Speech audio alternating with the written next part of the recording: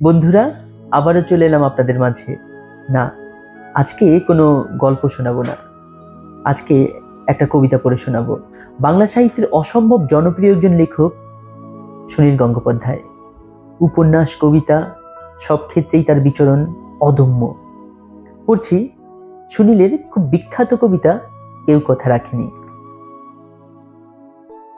কেউ কথা রাখেনি, ৩৩ বছর কাটলো, কেউ কথা রাখেনি।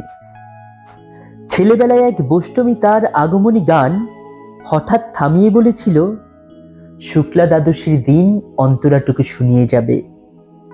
তারপর কত চন্দ্রভুক অমাবস্যা এসে চলে গেল, কিন্তু সেই বৈষ্ণবী আর এলো না। ২৫ বছর প্রতীক্ষায় আছি। মামাবাড়ির মাঝি নাদের আলী বলেছিল, বড় হও দাদা ঠাকুর, তোমাকে আমি ৩ প্রহরের বিল দেখাতে নিয়ে যাব। সেখানে পদ্ম ফুলের মাথায় সাপ আর ভ্রমর খেলা করে। নাদের আলী, আমি আর কত বড় হব? আমার মাথায় ঘরের ছাদ ফুঁড়ে আকাশে স্পর্শ করলে তারপর তুমি আমায় ৩ প্রহরের বিল দেখাতে নিয়ে যাবে? একটাও রয়েল গুলি কিনতে পারিনি কখনো। লাঠি লজেন্স দেখিয়ে দেখিয়ে চুষেছে লস্কর বাড়ির ছেলেরা। ভিখেরির মতো চৌধুরীদের গেটে দাঁড়িয়ে দেখেছি ভেতরে রাস উৎসব। অবিরল রঙের ধারার মধ্যে সুবর্ণ কঙ্কন পরা ফর্সা রমণীরা কত রকম আমোদে হেসেছে। আমার দিকে তারা ফিরেও চায়নি।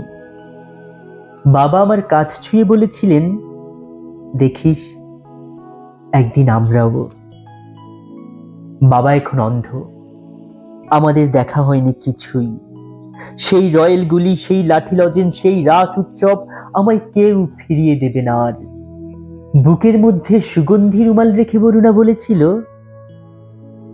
যেদিন আমায় সত্যিকারের ভালোবাসবে সেদিন আমার বুকেও এরকম আতরের গন্ধ হবে।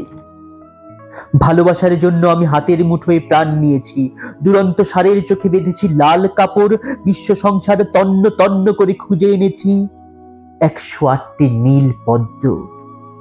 তবু কথা রাখেনি বরুণা। এখনো তার বুকে শুধুই মাংসের গন্ধ। এখনো সে যে কোনো নারী।